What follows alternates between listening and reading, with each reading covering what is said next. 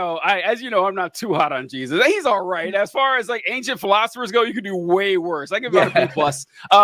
But you know, we mentioned the racism thing that one episode, and like him coming up with the idea of punishment after your death. I'm not gonna pluck my eye out because I'm lusting after a woman. Not doing that or some shit. So yeah, like, there's some stuff that I was like, okay, it's kind of weird. So there's definitely some stuff. He's overall perfect, not that bad. I'm talking about the overall general ethos. Yeah. The funny thing. Oh, go ahead. Sorry. And just the basic part, just like the love your neighbor. That shit. Cool. Love that. Yeah. That's the other cheek. Pretty cool. Yeah. Yeah. I kind of feel like he's too connected to the murderous God. And so it's kind of like, how good could your morals be?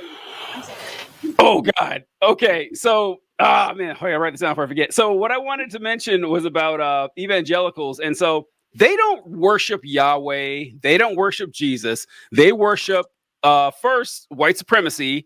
And then they worship American conservatism, like this 1940, like that doesn't style that doesn't exist. They're so far away from Jesus, like it's not even funny. Like because Jesus never had anything nice to say about rich people. Like he shit on rich people all the fucking time. He couldn't stop. And what do? Like they praise the rich people, like with every chance they get. It's like the number one thing Jesus did was talk shit about rich people, and you guys can't stop. Like, oh, we need to cut their taxes and shit. That's that's wild to me. Sophia, what did you say before I just started talking? Do you remember what you said? Fuck, because that was I meant to write it down, but it's just scribbled. Write it down. It's gone. That's something, and it's gone. It was so good. You had just said so. Like, what did I say? Jeez. Well, that's all right. God damn it. If I hadn't written these, it looks like Elvira, which I can't, there's no way that's what it is, but I know it's not that. I remember because I said Jesus is connected to the murderous God. Oh, yes. Thank you. Oh, thank God. Thanks so much. I have no idea what I scribbled there. But so when the New Testament was formed, because the people who wrote the New Testament, folks, I have bad news for you, did not know they were writing the New Testament. They didn't know. They had no idea that this was going to be compiled into a whole new chapter. They had no clue. So the first person to come up with an idea for a New Testament was a guy named Marcion, around like AD 150 or something. And Marcion said, okay, we need a new New Testament here after the life of Jesus. So he took the book of Luke, the book of Acts, and the epistles of Paul. And he combined them together and said, okay, here is our New Testament. And the first thing we're doing is getting rid of the Old Testament, because holy shit, have you guys read that thing? It is a travesty. It is just like, I saw just 39 books of blood and murder and incest. It's like, no, this is, and so no reason to. There was so much shit that didn't have to happen that way. Awful. It's awful. And so Marcion said, okay, here's the deal. The God of the Old Testament was like a demiurge, like this original primordial force God who is dead now. We worship a new God and his kid, and we're going to just start from scratch and go on from there. And then other bishops in the Middle East and Northern Africa and probably Europe, they started saying, hey, we're going to do the same thing. So they compiled their other books. And so the 27 books that we know and love today, that came out a little bit later, but it wasn't canonized officially until, like 150 years later. But I think back on how big Christianity dropped the ball by not going with what Marcion said. And it's like just starting fresh with Jesus, just because it would have solved a lot of problems if they had done something like that. And they're like, no, we're going to keep the Old Testament for no good reason. The biggest flaws is that God is infallible and unchanging, and yet he clearly changes his character from the two books. Like they are different characters. Like if there's no way you could read this from a non-religious perspective and go, yeah, those two characters are the same person, same writers. You know when a show like gets new writers, you're like, I didn't feel like that was something that Joe would have done. They got new writers. That makes sense. That's how the fucking Bible looks, and it's so obvious. And I don't understand how grown-ass adults don't see that. It would be like if someone showed you like Iron Man 1 through 3 and they replaced Terrence Howard with Don. She was like, no, it's the same actor. It's the same actor. Every time War Machine's the same guy. All they know. One's light skin, one's dark skin, but don't pay attention to that. But so I wanted to do real quick is that we talked about the a lot of these Christians, and I hate saying you're not a real Christian because like it's a no true Scotsman thing, and so it's very annoying people do that. But there are some people who just aren't actually Christians, and they're just putting on a show. You know, they do this in politics a lot. My favorite example of this, I'm about to share on the screen here. This is our girl Marjorie Taylor Greene, and she posted this picture. I can't remember if it was Easter or whatever, but it's a picture of her reading a Bible. Because of course, and I want to just look behind her. Oh, can you see it very well? I don't know. Oh yeah, we can see. Oh, okay. Well, how many fucking crosses are on that like wall? At least 5. 1, 2, 3, 4. That's a cross. There are 6. There are 6 or 7 crosses behind her on that. Was like there's like I don't doubt Marjorie Taylor Greene has the worst taste imaginable. Even someone like her would not have 7 crosses on top of like one little area. You know, that's just for the picture. Right? That annoys me, like the performative nature of this. And John, you said something that I wrote down. I remember this, but you mentioned that you went to Christmas Mass. Now, I thought Christmas meant Christ Mass. So is it Christ Mass Mass? I don't know. I don't know how the Catholic thing works, but it's just I was just curious about that. That's a wonderful question, TJ. I don't know. I'm just curious. That makes a lot of sense, TJ. That's a very reasonable question to which I do not have an answer. But John, you stepped away, I think, when we were talking about how conservative Republicans and Christianity in general, conservative Christianity is the greatest threat to survival of humankind. I think it really is. Like when you think that the world is going to end, why would you care about climate change? And at first you deny it because they'll say something like, well, of course, like human beings can't change the climate. God is in control of that. And what does it matter anyway? Like he's going to destroy the world. And when they see what's going on, like in Gaza, like they love it. They love when they see that shit because that just brings us one step closer to Jesus showing up on a horse and shooting swords out of his mouth. Like that's what they think. And they love that shit.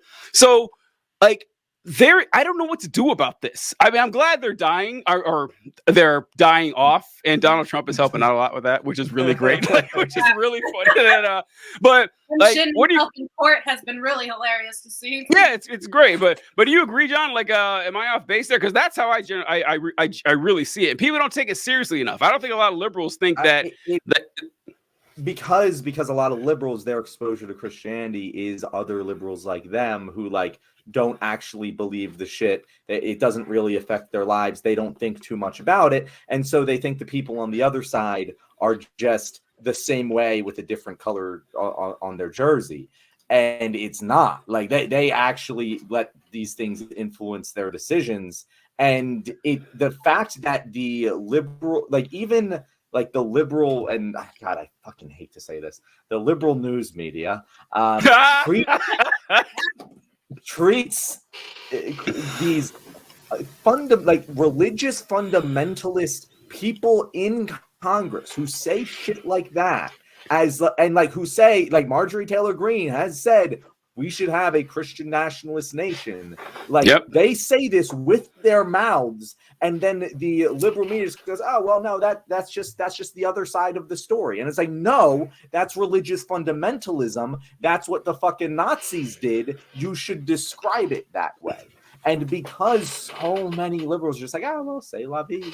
That's just, you know, they're the same as us. They don't actually feel that way. They're just using it for rhetorical purposes. And it's like, that's what they actually think. If you fucking like pull their nails off, they'll tell you that's what they actually think.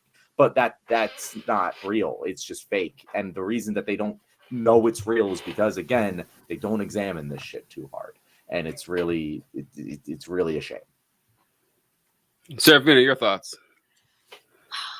So, honestly, I've seen, to be completely honest, I have to come from a standpoint of like being a Christian at one point and having this idea of like everyone should be a Christian. This should be a Christian nation and everybody should follow it and all of that. It just comes from a place of true ignorance because you are just believing with everything in you.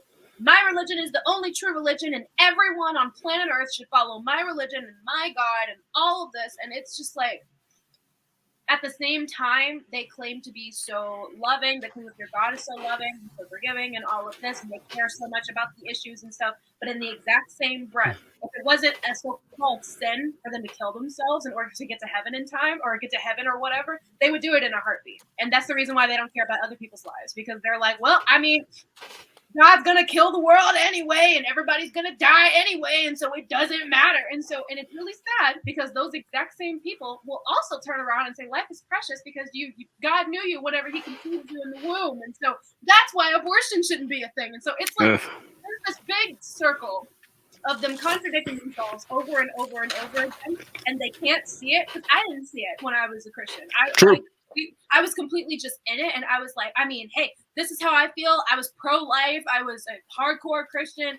I damn near a fucking conservative. Like, I was just on it.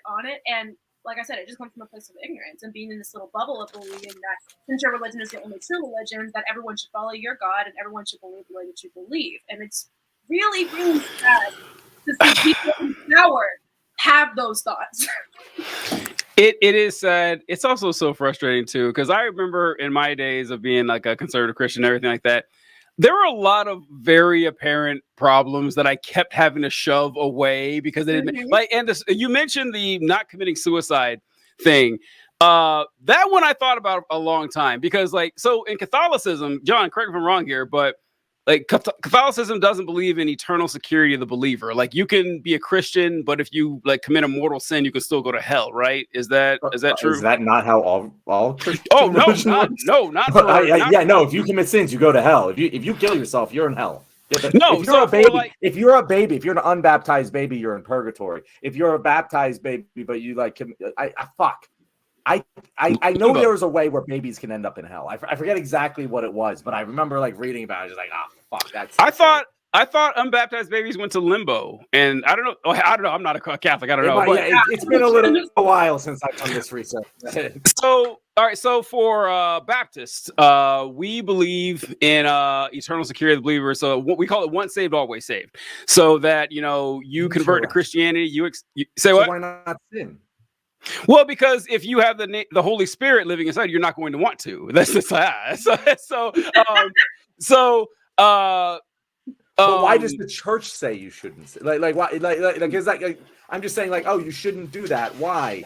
Because it's a sin. You'll go to hell. Like, that's what I was told. Like, what do they tell you? Because it's a sin. What happens? Nothing. Like, so if you sin and you strain your relationship with God, like the prayer, God won't listen to your prayers. You can't take the Lord's Supper. You'll get a smaller mansion in heaven. You'll have fewer crowns to cast at the feet. I know that one always made me. I was like, okay, smaller infinities. That's fantastic. That always did make me laugh. I was like, okay, I'm in heaven. What do I give a fuck how big my mansion is? I'm in heaven. And it's like, who cares? And so, the suicide thing, that didn't apply to us, but I did think a lot about abortion because we don't believe that babies go to purgatory or limbo or hell. We always taught that infants died and went to heaven, although it's not in the Bible anywhere. Yeah, that's what we were taught too. We were taught that it was up to a certain age, like 12, once you're past 12. Yeah, which random. Also not anywhere in the Bible. Neither is an age of consent, I might add. God never not one time did capital G God think, oh, I should put a hard and fast limit on when people can start fucking. And I'm sure that won't be a problem. Like no one's gonna use my church as like a child rape factory. I'm sure that's not gonna happen. And so but abortion, since we taught that aborted babies go to heaven, it's like, okay, the best thing to do for you is to abort this baby. They don't have a chance to go to hell. They're automatically going to so it's like, why is this seen as a bad thing? Yeah, Jesus said that. What did he say? Broad is the way, and wide is the path that leads to destruction, and many there be that go in. And straight is the gate, and narrow is the way that leads to righteousness, and few there be that find it. So Jesus is telling you, most people will go to hell. So the moral thing to do is to abort as many babies as possible. No one could give me a good explanation for this. No one could give me a good answer for that. So yeah, a lot of this shit, and it's like, like for us folks like us, where it's like it fell apart a lot later. Wait, for me hold on. than- I want to clarify because I was literally taught like in fucking Sunday school that like one of the reasons that you go to hell if you kill yourself is to stop people from just killing themselves, because the logical thing to do would be to kill yourself if you were to go to heaven. So Hey, like, it's a good argument. I was taught that we had that conversation. It's a good argument. It's not. So Baptists believe that if they kill themselves, they go to heaven, but they Yes. just stay here for no reason. Yeah, right. I know. Hey, listen. I get that it's stupid, but you guys thought bread turned into flesh. So like, no, let's not get carried away with the absurdity we're talking about. But we all believe some insane religious things, and looking back on them now, it's like, how in the world did I do that? Okay, we gotta wrap it up real quick here. All right, am I off base? Yes. If you want to talk to Christians about climate change, just like how we ought to be caring for God's creation. All right, so okay, that's a good point here. So climate change, you're not going to get anywhere with them. You're not. But this is with conservatives in general. You can get pretty far with them by talking about cleanliness. Like they will care about that. Like they don't like litter or like pollution. You can get, and Trump would do this. Fucking Trump. Let's say Trump would. They would ask Trump about climate change, and he always said the same thing. He says, "I am committed to making sure our country has clean air and crystal clear water." And that he always said that line. It's like, that is not the same as preventing climate change, but it makes conservatives feel like, they're being environmentally conscious. So yeah, I don't know. Anything else you guys want to add here? We've been at it for like 2.5 hours. This is incredible, but it's been a great time. No, that's it. I think that's our show, and next we'll record the wrap. So you're about to hear that now. Let's do it. Let's do it. Let's do the wrap, and then we'll finish it off. All right, guys, you've made it to the end of the episode, and it was probably maybe not the most well-buttoned episode, so this is me buttoning it. It's over. We had a very fun time talking today with our guests and went on a lot of different tangents. One of them you might have just listened to in this video. So if you want to hear more from our guests, Serafina, where can people find you? Yes, so you can find me on TikTok at The Devil's Daughter 162, on Instagram at that same handle, and on YouTube at that same handle. Thank you very much, Serafina. It was a great time, folks. We had a blast. We appreciate you joining us. Come back next time. All right, good stuff.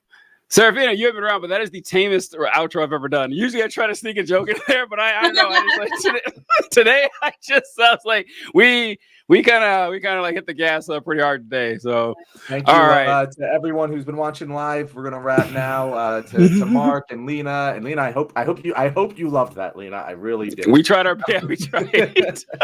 Good stuff. Oh.